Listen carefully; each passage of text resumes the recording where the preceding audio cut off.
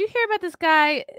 I don't know. He's somebody that a lot of people talk about because he's very openly like kind of pedo sympathizer, but I've heard him say this on a couple of streams that he wants to use CP to treat child molesters because of I guess studies, and he thinks that CP should be used to treat child molesters so they don't like go out and abuse kids like out in the world. Like he'll make a whole no, because a human rights this. violation has to occur in order to make that. Yeah. So the victim is being re-exploited. As far as I'm concerned, anytime someone's watching that content, you are further re-exploiting the victim.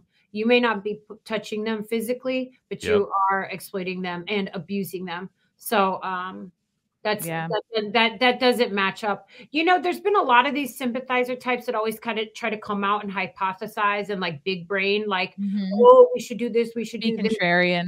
These people are so, I can't with them because their logic stinks. It doesn't even ever go to a logical conclusion. The data and statistics don't back up any of this stuff. And why are we continuously trying to find a path forward for these abusers rather than paths forward for survivors?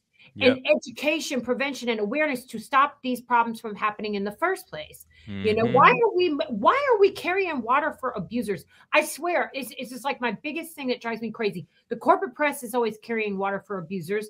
These intellectual types that are always on this crusade are always carrying water for abusers. The government carries water for abusers. The list goes on and on. I mean, the corporate press covered for Epstein. Let's not forget that.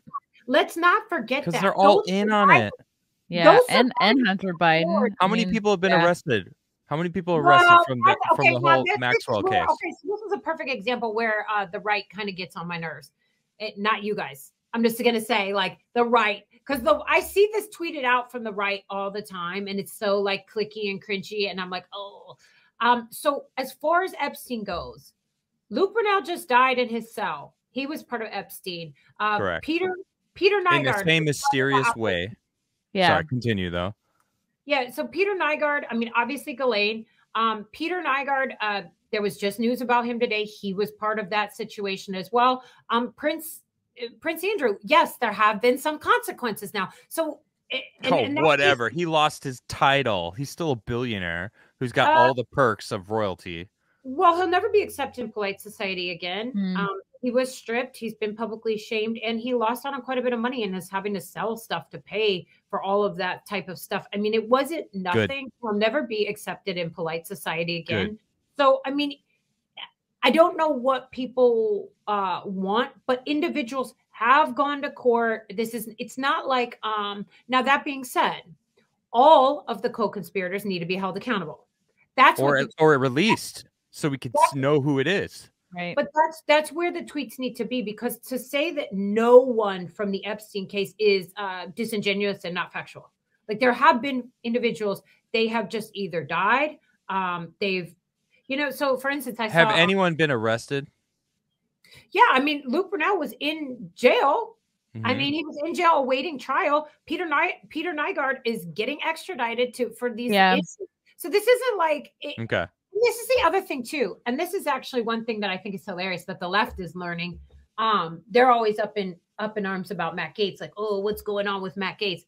And this is a big fish, by the way. Peter Nygaard is a very big fish, so don't underestimate this predator. People sleep on this story, but they shouldn't. He was pretty devious and dubious, but and an abuser. Yeah, Peter Nygaard extradition to the United States to face sex trafficking and racketeering charges, but only after similar charges against him in Canada are addressed.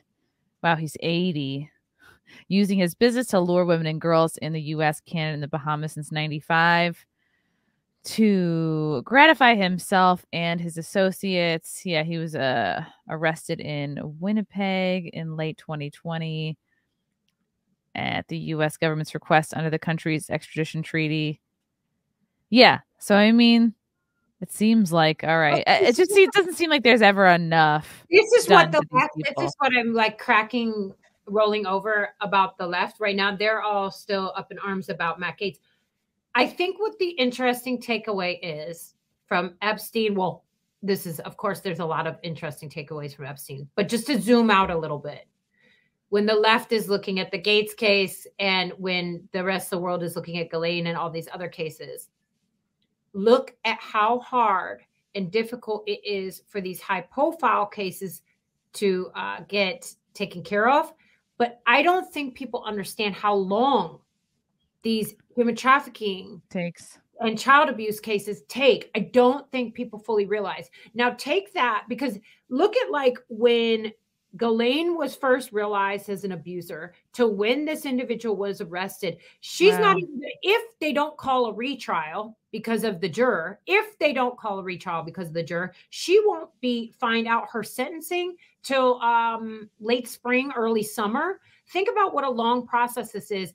I know survivors of Maxwell that have been waiting years for her to even get to trial. Then they have to wait through the trial. Then they have to wait for her sentencing. So, I mean, and if it's not dismissed, long story short, these trafficking cases take a very long time. And I don't think people understand how difficult they are and how difficult they are on the survivors. The survivors have to last through all that. They have to step forward, find the evidence, build the case, go through court, wait for their abuser on an if maybe. Look at R. Kelly, perfect example. Now, when you look at these cases, because R. Kelly was out here for freaking ever, and they finally built enough of a case on this person to find him guilty. But I think what we need to realize when we're looking at this stuff is just how freaking long it takes. Now, these are all the high profile cases. Just imagine if it wasn't a high profile case. Just imagine if you don't have the best lawyers in the world appointed to you. That's what survivors that are not a part of high profile cases are dealing with. So I don't think people think it's easy, like, oh, you get caught and you go to jail. No, that's not how it goes. Yeah. So no, yes, it's going to take a long time. The Epstein case was not cut and dry. The only thing that I think would actually help that case in all actual reality is if an FBI whistleblower stepped forward and just spilled the beans.